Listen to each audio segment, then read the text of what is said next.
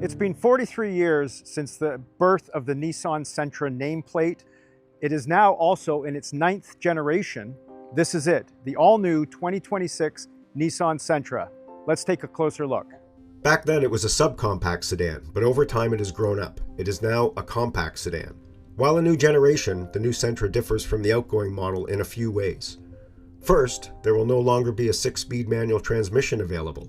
The sole gearbox, if you can call a continuously variable transmission a gearbox, is the Xtronic CVT that has been used in the Sentra for the last few years. However, this new CVT has been retuned to deliver a more linear acceleration. Likewise, the tried and true 2.0-liter inline-4 engine returns, offering 149 horsepower and 146 pound-feet of torque. There are 3 trims available for 2026, S, SV, and SR, along with premium packages for the SV and SR models. My tester was an SV, which means it had the new Sport Drive mode, available on all trims save the base S. This new mode enhances throttle responses, steering, and shifting patterns to give the Sentra real sport feel. Despite what on paper seems woefully low power output, on the twisty desert roads outside of Scottsdale, in the Sentra I really never felt wanting for more oomph, and that quicker acceleration certainly adds a better performance driving experience. The new sophisticated exterior gets a few design improvements over the 8th gen Sentra, including a new grille and new slim projector LED headlights.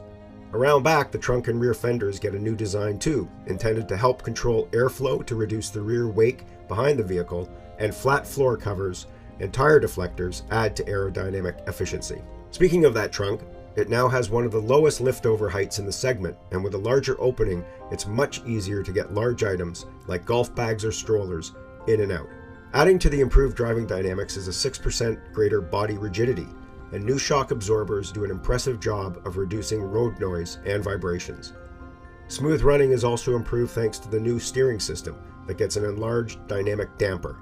All that said, and despite its very looks, I'd rank this new Sentra ahead perennial segment champs Honda Civic and Toyota Camry as the best looking subcompact sedan available in 2026, but this is not a sports sedan. Nor is it billed as a luxury sedan, but sit in the driver's seat and take in the well thought out design and the use of very little plastic, and you'd be forgiven to think this is a mid-luxury vehicle. There are dual 12.3-inch displays available, which are 2 times brighter than the outgoing Sentra for easier reading in varied lighting conditions, and the touch-sensitive climate control panel and soft touch points contribute to a very comfortable and easy-to-navigate cabin. Despite the great driving dynamics, a cabin layout and materials that punch way above their weight class, what really makes this sedan appealing is the price.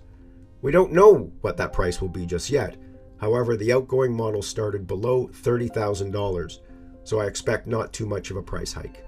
With the average price of a new vehicle cresting $60,000 in Canada, the fact that the new Nissan Sentra is less than half of that is, quite frankly, astounding.